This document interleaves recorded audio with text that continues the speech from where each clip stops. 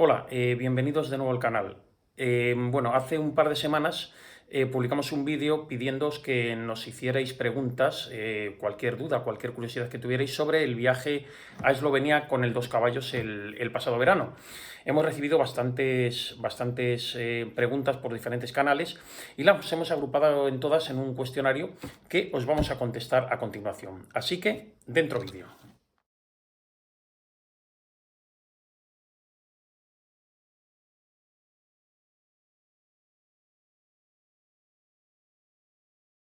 Bueno, hemos querido agrupar las preguntas en varios apartados, ¿vale? Por afinidad, digamos, por ir sobre el mismo tema, aunque todos evidentemente van del viaje y del Dos Caballos, y os la vamos a empezar a contestar ya. La primera pregunta es en qué fechas realizamos el viaje. A ver, la concentración era del 29 de julio al 3 de agosto. Nosotros salimos el día 23, con casi una semana de por medio, porque queríamos ir tranquilos por carreteras secundarias, disfrutando del paisaje sin ninguna prisa y además tener un par de días antes de llegar a la concentración para descansar. En principio pensábamos ir a alguna playita, luego el tiempo no nos lo permitió. Pero bueno, la idea era esa. Entonces nuestras fechas de viaje fueron desde el 23 de julio hasta el 7 de agosto, que llegué yo a Benidorm de regreso. Nos preguntáis cuál fue el punto de partida. El punto de partida fue Madrid. Yo soy de Madrid, vivo en Madrid, aunque el coche es de Teruel, y salimos desde Madrid. Mi compañero de viaje Samuel es de Valencia, pero él se vino en el AVE un par de días antes para preparar todo y salir desde aquí, desde Madrid. La otra pregunta que nos habéis hecho varios es sobre los kilómetros totales. Vale, la concentración estaba a unos 2.100 kilómetros más o menos de Madrid. El regreso era hasta Benidorm. En total hemos hecho unos 5.700 kilómetros. Ha habido algún momento en el que nos hemos tenido que desviar un poquito de la ruta para buscar algún alojamiento asequible, en fin, cosas así. Pero bueno, ya os digo, el total han sido 5.700 kilómetros en 15 días. ¿Cuántos países atravesaste para llegar a Eslovenia? Bueno, habría bastado con Francia e Italia. Lo que pasa es que decidimos hacer una ruta un poquito más extensa. De ida pasamos por Andorra, fue el primer país que pisamos, ya que ni el coche ni Samuel habían estado en Andorra. La primera noche dormimos en Andorra. Después Francia, Italia, Eslovenia, evidentemente, y de vuelta decidimos entrar en Mónaco, territorio soberano, aunque sea pequeñito, porque ni Samuel ni el coche tampoco habían estado allí. Así que en total hemos visitado, si no me equivoco, 6 países: Andorra, Francia, Italia, Eslovenia, Mónaco y por supuesto España. La ruta principal que seguimos es otra pregunta que nos habéis hecho varios. Vale, la ruta, la lógica habría sido salir por Perpiñán, seguir la autopista hacia Génova, tirar hacia Milán sin llegar a Milán, de ahí coger la autopista hasta Venecia y bueno, de ahí hacia Trento, sin llegar a Trento, entrar a Eslovenia. Pero nosotros decidimos hacerlo por carreteras secundarias. Entonces, en Lérida nos desviamos hacia Andorra. De Andorra queríamos hacer un trasqui hacia Narbón, pero un compañero, un paisano que iba con un Meari nos dijo que nos olvidáramos de ir por esa ruta porque había un par de puertos bastante jodidos para este coche. Entonces lo hicimos por autopista, salimos igual a Narbón, pero más tarde de lo que habíamos pensado. Bueno, más tarde no, en realidad haciendo más kilómetros, pero antes de lo que habíamos pensado. De ahí tiramos por Francia, seguimos la autopista hasta Montpellier. Ahí ya cogimos carreteras secundarias y nos fuimos hacia el interior, pasado Montpellier, hacia la zona de Gap, Barceloneta-en-Provence, para entrar a Italia por Cuneo, y de ahí hicimos un trasqui por debajo de la autopista que va hacia entre Turín, Milán, Venecia, un trasqui oblicuo para llegar al sur de Venecia, y de ahí subimos paralelos a la costa hasta el Lido de Jesolo, que es donde estuvimos un par de días, y bueno, bordeando el Adriático hasta llegar casi a Trieste. Creo que antes he dicho Trento, es Trieste. Y de ahí ya entrar a Eslovenia. Vamos a ver, nos decís cuántas horas de conducción acumulamos en total. Yo qué sé, ni idea. A ver, la verdad es que no quisimos machacarnos tampoco, no quisimos que fueran días de 12 horas de conducción. Salíamos sobre las 9 de la mañana y parar depende. Había días que a las 6 habíamos parado, otros días nos daban las 8. Pero de horas efectivas de conducción podían ser quizá una media de unas 8 diarias, y días efectivos de viaje, en realidad 4 a la vuelta y 5 a la ida. O sea, a lo mejor unas 72 horas entre ida y vuelta, ¿no? 75 de conducción efectiva. Pero vamos, no, esa respuesta no sé daros una respuesta fehaciente. Vale, la etapa más larga en horas de conducción, pues sí, fue la tercera, que salimos de cerca de Montpellier y llegamos a un lugar llamado Col de Ayos, que nos tuvimos que desviar desde las cercanías de Barceloneta en Provence unos 50 kilómetros hacia el interior, hacia abajo, hacia el sur, pasando un puerto que nos llevó hasta los 2.250 metros de altitud. Se alargó bastante y fue un poquito complicada porque, a ver, el coche respondió, pero subíamos a 30, no sabíamos qué nos íbamos a encontrar. De hecho, llegamos a un lugar que pensábamos que era y no, todavía había que bajar el puerto. Entonces esa fue la etapa más larga, sin duda. La etapa más corta, a ver, en cuanto a distancia, fue la segunda, que hicimos apenas 250 kilómetros desde Andorra a las cercanías de Montpellier, pero fue por el hecho de que tuvimos que coger la autopista, no seguimos el programa que habíamos pensado, acumulamos mucho cansancio por la mañana porque había mucha niebla y muchas curvas bajando de Andorra.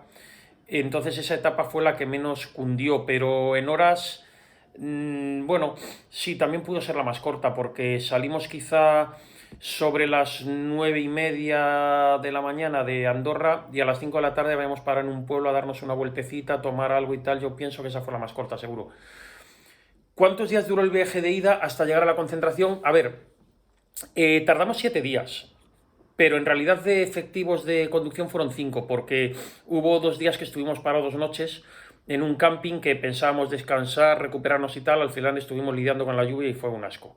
Pero bueno, llegar podríamos haber llegado en 3 días. Lo que pasa que ya os digo que quisimos hacer el viaje tranquilos, despacito y por carreteras secundarias. Aquí nos dice cuántos días empleamos de regreso. Bueno, solamente 4. Solamente 4 porque de regreso veníamos cansados, hacía también muy mal tiempo, llovía y decidimos coger la autopista por seguridad. Entonces el primer día pasamos Cremona, dormimos un poquito, Brescia, entre Brescia y Cremona. El segundo día dormimos en Francia, cerca de Mónaco, hacia el interior. Nos tuvimos que desviar evidentemente porque la Costa Azul los precios son prohibitivos. Y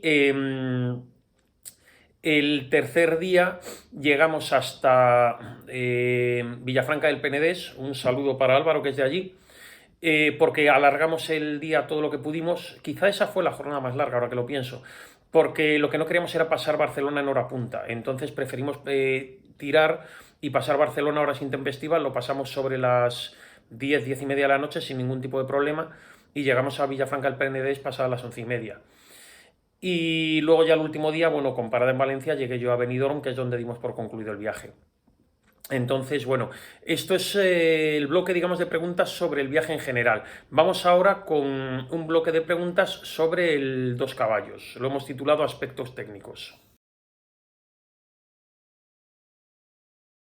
Bueno, en este bloque, una pregunta que nos ha hecho alguna persona que no debe conocer muy bien el coche es qué cilindrada tiene. Tiene 602 centímetros cúbicos. Son dos cilindros opuestos, 602 centímetros cúbicos y la friolera de 28 caballos. Un coche ideal para viajar. Pero sarna con gusto no pica, no lo olvidéis. ¿Qué velocidad media alcanzaste durante el viaje? A ver, la velocidad media yo creo que la mantuvimos más o menos entre los 70 y los 90. Al ir por carreteras secundarias había momentos en los que incluso ir a 90 era ir demasiado rápido. Hubo otros momentos en los que incluso en carretera secundaria podíamos pasar los 90 un poquito. Y en las autopistas tampoco quisimos darle mucha tralla para que el coche no sufriera, entonces procuramos no pasar de 100, 110 como mucho. Entonces, si hablamos de velocidad media, yo diría entre 80 y 90 más o menos. ¿Cuál fue la velocidad máxima que lograste en carretera? Bueno, por la autopista y en cuesta abajo llegamos a pasar los 120 de marcador, que sería un poquito más de 110, se aproximaría a los 120 reales, quizá un poquito por debajo, pero ya os digo, en cuesta abajo y en autopista, ¿no? ¿Cuál fue el consumo medio de gasolina? Mira, esto no lo he calculado, pero el coche normalmente viene gastando entre 6, 6,5. Depende, yendo cargados así como íbamos.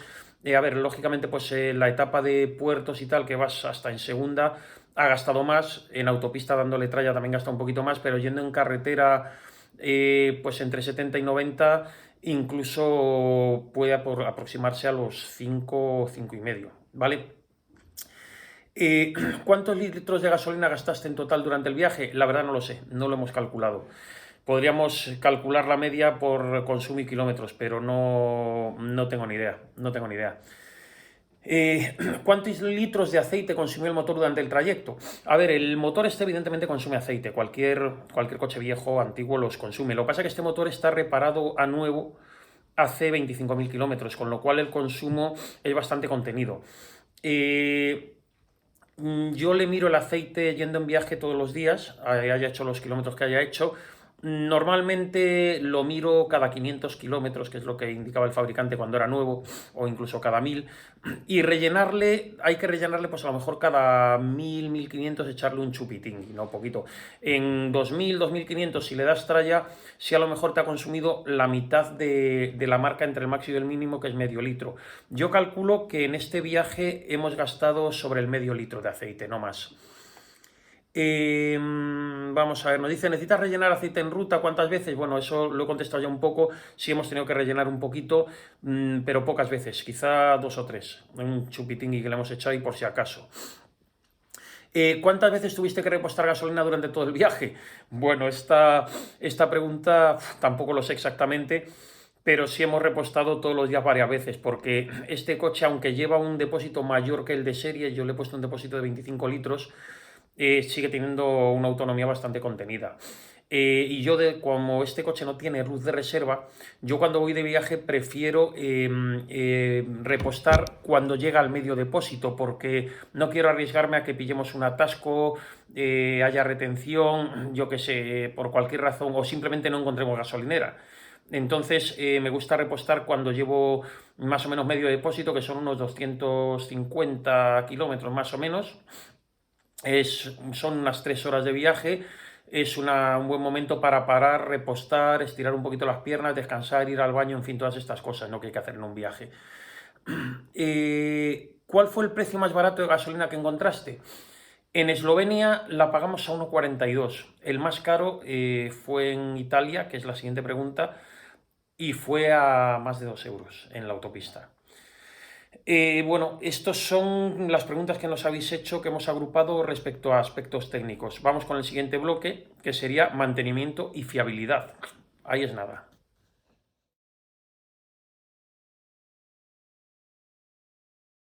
Nos habéis preguntado varios si hemos tenido algún problema mecánico durante el viaje. A ver, grave no hemos tenido ninguno. Únicamente tuvimos un pequeño problema, que es que se soltó un borne del clausor en un giro, en una rotonda, que es donde llevaba yo enganchado un cablecito para una chicharra que llevo para que me avise cuando me dejo las luces encendidas. Entonces, al girar empezó a sonar, el coche se paró, lo saqué por inercia de la rotonda, Samuel tuvo que empujar un poquito, pero yo al ver que la chicharra sonaba sabía que el fallo era de ahí, entonces fue fácil arreglarlo. Me metí debajo, vi que había un tetón que se había salido, simplemente saqué el cable de la chicharra y me olvidé de él, metí el tetón y arrancó a la primera.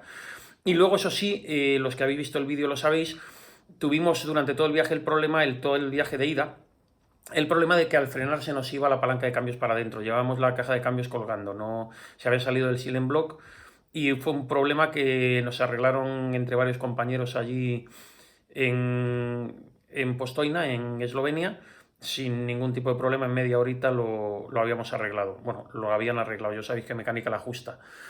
¿Llevaste repuestos o herramientas contigo? Sí. Cuando viajas con un coche de estos, siempre conviene llevar una serie de repuestos, más que nada porque puede no ser sencillo encontrarlos. Hombre, en Francia pienso que sí, pero quizás dependiendo de dónde se te averíe, cualquier mecánico te va a poder cambiar la pieza si tú llevas el repuesto. Yo siempre llevo unas bujías, unos cables de bujías, llevo una bobina, eso lo sabría cambiar yo, llevo una correa del alternador, llevo las escobillas del alternador, que bueno, en este viaje no las llevaba porque las cambié justo antes de salir. Llevo unos platinos, llevo un ventilador, porque a mí nunca se me ha roto, pero dicen que es conveniente llevarlo porque tiende a romperse. Y quise llevarme un regulador, lo que pasa es que no me dio lugar a comprarlo y se me olvidó comprarlo en Eslovenia, pero que también conviene llevar un regulador. Y herramientas, una caja de herramientas sencilla es suficiente, no hace falta nada complicado. Si tuvimos que hacer alguna reparación en ruta, ya lo he comentado, simplemente la cosilla esa del clausor, y luego, bueno, allí en la concentración lo de la caja de cambios. ¿Cómo respondió el motor en los tramos de montaña? Bien, o sea, respondió bien. Lo que pasa es que en los tramos de montaña hubo algunos que los subimos a 30, pero es porque es lo que da este coche por potencia. Pero el coche subió de maravilla, o sea, nosotros en ningún momento dijimos, madre mía, ¿dónde nos hemos metido? Y eso que estábamos subiendo desde el nivel del mar hasta los 2.250 kilómetros de altitud. Pasamos hasta 3 puertos, 2 el tercer día y 1 el cuarto, bastante complicadetes. Y la verdad es que el coche respondió de maravilla, o sea, en ese sentido, a ver, tienes que saber lo que llevas. Evidentemente no es un todoterreno moderno, no es un coche de 200 caballos, pero si tienes paciencia y sabes lo que llevas, el coche responde de maravilla. Vamos a ver la siguiente pregunta, si tuvimos que ajustar la presión de los neumáticos durante el viaje. Bueno, la miramos un par de veces, pues como haces en cualquier otro coche, cada 500 kilómetros así, mirarla en frío para ver que esté bien y tal, pero vamos, tampoco era una cosa que nos preocupara ni nos diera especial problema. ¿El sistema de frenos funcionó correctamente durante todo el recorrido? Yo creo que quien ha hecho esta pregunta vio el vídeo del fallo de frenos que se nos bloqueaba la rueda justo 2 semanas antes del viaje. Sí, la reparación se hizo correctamente, nos la hizo Carlos en un taller de Vallecas y bueno, nos cambió los bombines de freno y el sistema de frenos ha ido perfectamente. Yo fui pendiente de ello, eso sí, para bueno, tratar de... Siempre dices, oye, a ver si va a haber algún problema y tal, revisé niveles, tal, pero nada, no dio ningún problema. ¿Notaste alguna diferencia en el comportamiento del coche con el paso de los kilómetros? Realmente no. Lo que pasa es que, a ver, este coche es muy diferente llevarlo en autopista, que pues tienes que ir aprovechando las inercias, en fin, que por ejemplo llevarlo en una carretera secundaria que va en su hábitat, ahí vas disfrutando, vas a tu aire. O que subir un puerto que sabes que le tienes que saber sacar la potencia, ¿no? Tienes que saber cuándo cambiar, no llevarlo demasiado forzado, en fin. Pero no, la verdad es que la diferencia de comportamiento, si te refieres a lo que es por el paso de los kilómetros, no, simplemente por la diferencia de carretera por la que íbamos circulando, eso sí. Y bueno, en cuanto a este bloque de mantenimiento y fiabilidad que hemos agrupado, pues estas serían todas las preguntas. Vamos con el siguiente bloque.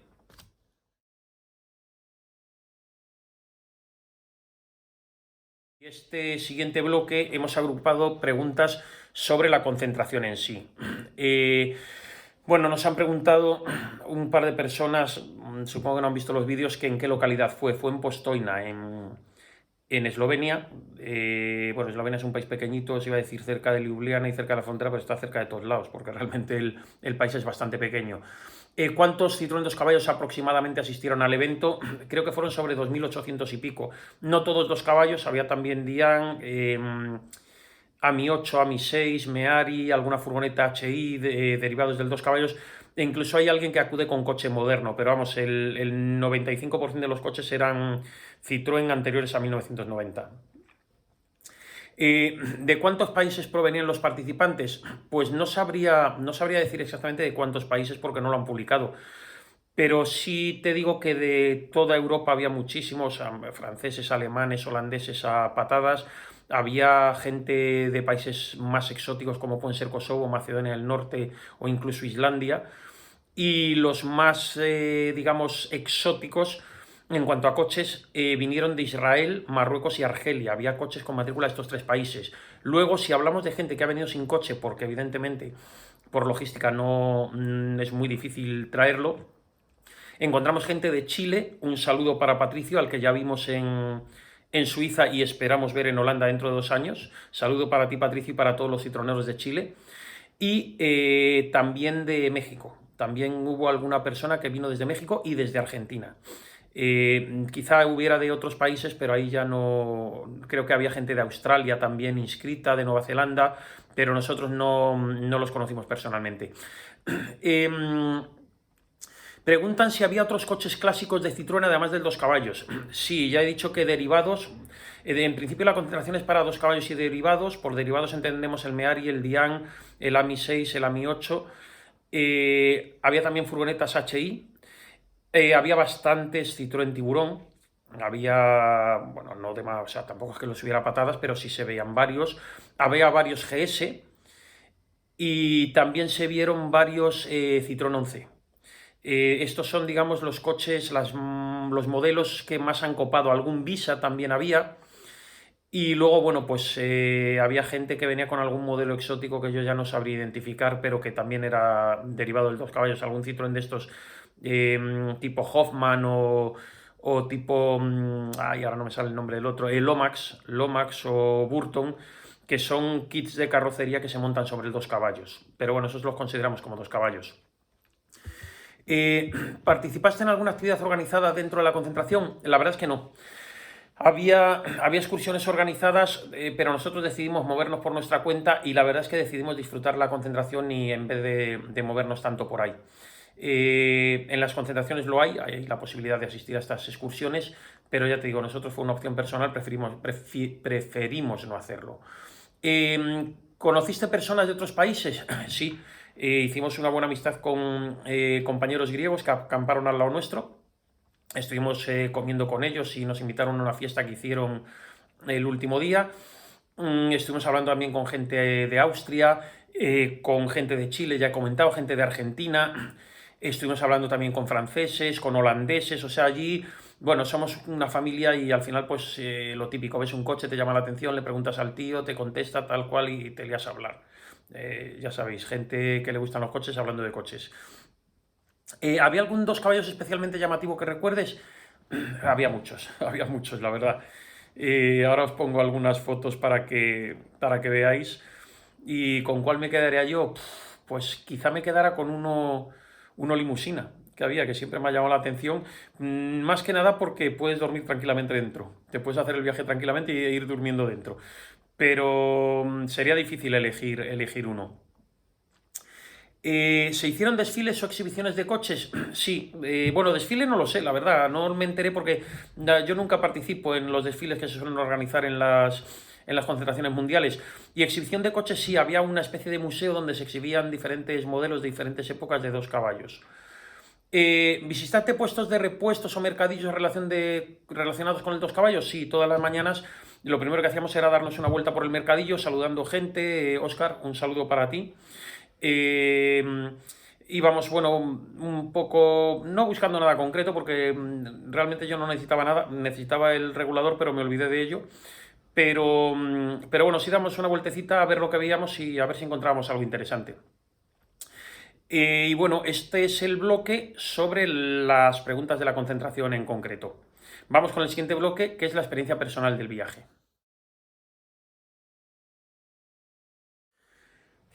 Bueno, ha habido una persona que me pregunta qué fue lo que más disfruté de conducir mis dos caballos en este viaje. Lo que más disfruté de conducir mis dos caballos en este viaje fue simplemente el hecho de conducirlo. O sea, para mí conducir el dos caballos es un placer. Me relaja, me tranquiliza, me hace disfrutar, ¿no? Entonces, sé que es algo que hay mucha gente que no entiende, que dice, oh, con ese coche en verano, tal cual, se va mejor en un Bentley. Bueno, sí, evidentemente, pero si quieres ir en un coche moderno, en un Bentley o en lo que quieras, ve. Pero yo a una concentración de dos caballos voy con mis dos caballos y voy tan feliz. ¿Qué fue lo más difícil o desafiante del trayecto? Sin duda los puertos. Sobre todo el que subimos al Col de Ayós, porque era una carretera muy estrecha, estaba lloviznando, no llovía mucho tampoco, no conocíamos el terreno, pensábamos, madre mía, cómo aparezca alguien de frente, porque la carretera era estrechísima y había un precipicio tremendo, los paisajes preciosos, eso sí. Eh, pero bueno, creo que ese quizá fuera el momento más desafiante, ¿no? Porque lo demás pues es bastante relajante conducir este coche y el que lo ha hecho lo sabe. ¿Cuál fue el paisaje más bonito que atravesaste camino a Eslovenia? Pues creo que también diría el paisaje del puerto del Col de Ayós. La verdad es que fue una pasada, eran unos paisajes preciosos. Vimos paisajes muy bonitos en muchos momentos, mismamente desde el hotel de Eslovenia teníamos una vista brutal por las mañanas porque estábamos en lo alto en la cima de una colina, entonces teníamos una vista sobre todo el valle alucinante, pero yo creo que los paisajes más bonitos han sido los del el Col de Ayós. ¿Qué ciudad o pueblo del recorrido te sorprendió más? A ver, la verdad es que no hemos visitado así ninguna ciudad salvo Paz de la Casa, Mónaco y bueno, los pueblos donde hemos ido parando, pero yo quizá me quedaría por Mónaco por una razón, por el contraste entre los cochazos que se ven allí de Ferrari, Lamborghini, Rolls Royce, Bugatti. y el 2 caballos con la vaca y las sillas y la mesa encima de la vaca. Y recuerdo que Samuel decía, macho, parecemos estos y pajares. De hecho, como anécdota, dimos una vueltecita por Montecarlo andando y luego cogemos el coche para ir a la Condomina y Mónaco, bueno, para ver ya todo el país, que tampoco es que sea muy grande, y bueno, pues dar una vuelta con el coche. Y por una de las calles que pasábamos había en una explanada, como un parquecillo, estaban haciendo fotos a una modelo y cuando nos vio pasar el fotógrafo desvió el objetivo y nos sacó una foto. Me gustaría ver esa foto, ¿no? Pero no sé cómo contactar con el fotógrafo y no creo que nos vea. Eh, Vamos a ver, siguiente pregunta. ¿Probaste la gastronomía local en el camino o en Eslovenia? A ver, en el camino la verdad es que fuimos sobreviviendo un poco, cocinando nosotros y bueno, tirando de McDonald's y comida así para abaratar un poco el gasto del viaje, ¿no? Porque si no se dispara. En Eslovenia sí probamos un menú de degustación que tenían, que era un plato como de una especie de como raviolis, ¿no? O tortellini rellenos de carne, que estaban buenos. Y luego un bollo, un bizcocho, que era una especie de brazo de gitano con azúcar glacé y tal, que también estaba muy rico. Lo que pasa que la verdad es que eran 12 pavos por algo que te dejaba con hambre. Volviendo al hotel tuvimos que parar en una gasolinera a comprarnos un bocadillo porque aquello nos dejó con mucha hambre. Pero estaba bueno, estaba bueno. No sé cómo se llama, eso sí. Vamos a ver. ¿Alguna anécdota curiosa de la carretera? Bueno, nos pasa que mucha gente pues te saluda, te pita, te hace el signo de victoria o te levanta el pulgar, ¿no? Porque les llama la atención ver un coche de estos circulando, sobre todo con matrícula extranjera. Y esto contesta un poquito también la siguiente pregunta, que si recibimos comentarios o saludos de otros conductores por llevar un coche tan antiguo. Sí, nos pasó mucha gente que estando parados se nos acercó para preguntarnos por el coche, que dónde íbamos, de dónde veníamos, que de cuándo era el coche. La verdad es que es un coche que llama la atención. Lo que pasa que, a ver, esto yo estoy acostumbrado a ello porque me pasa también en España. Me pasa que salgo a darme una vuelta con él al Pardo, paro y el típico hombre que se me acerca, joder, yo tuve uno de estos, o aprendí con uno de estos, o mi padre cuando yo era pequeño tenía uno de estos. Esas cosas pasan mucho y no solo con este modelo, con cualquier modelo de los años 60, 70 que haya sido un poco popular en España, estoy seguro de que os pasa. Eh, ¿Repetiré la experiencia en la próxima concentración mundial? Por supuesto que sí. Espero poder ir a Holanda en 2027. Ojalá, Dios quiera que sí. Lo único que puede impedir que no vaya es una causa de fuerza mayor, pues yo que sé, que por la razón que sea me sea imposible, pero desde luego mi intención es ir. ¿Qué consejo daría a alguien que quiera hacer un viaje similar en un 2 caballos? Pues mira, el primer consejo, que tires para adelante. Revisa el coche, eso sí, llévate los repuestos pertinentes, mira un poquito la ruta, tampoco te obsesiones porque se improvisa, de hecho nosotros lo hicimos y mucho, y tira para adelante. Tira para adelante porque si surge algún problema, la solución vendrá con él. Nosotros, los dos únicos problemas mecánicos fueron los dos que ya he descrito. Uno lo solucionamos in situ, el otro lo solucionamos en la concentración. Problemas de buscar alojamiento, bueno, pues en algún momento nos hemos tenido que desviar a lo mejor hasta 50 kilómetros, pero es parte del encanto del viaje. Logística de comida, a ver, si eres muy exquisito y tienes que comer todos los días de mantel y 2 platos, pues o te sale un pastizal o no lo haces. Pero bueno, se puede por 15 días que comas unos precocinados en McDonald's y algún bocadillo y tal, y te cocines tú unas lentejas de bote o una pasta con un bote de tomate y atún, tampoco pasa nada. Entonces yo lo que os diría a cualquier, pero no solamente con un 2 caballos, sino con cualquier clásico, viajad con él y disfrutarlo, no tengáis miedo. A ver, si tú te haces 10.000 kilómetros con tus 600, por no decir un 2 caballos, por España y no te falla, no tiene por qué fallarte haciéndote esos 10.000 kilómetros por Europa. Entonces viaja con él y disfrútalo. Si ir por Europa te parece demasiado, viaja con él por España, pero disfrútalo. Un coche clásico no es solo para pasear los domingos, es para disfrutarlo. Y bueno, estas han sido las preguntas que nos habéis mandado. Muchas gracias a todos aquellos que lo habéis hecho. Espero que sigáis el canal, suscribíos que nos ayudáis a crecer, dadle like si os ha gustado. Y si queda alguna pregunta por ahí suelta, pues siempre por Instagram o aquí en los comentarios, gustosamente os la contesto. Muchas gracias a todos y nos vemos en el próximo.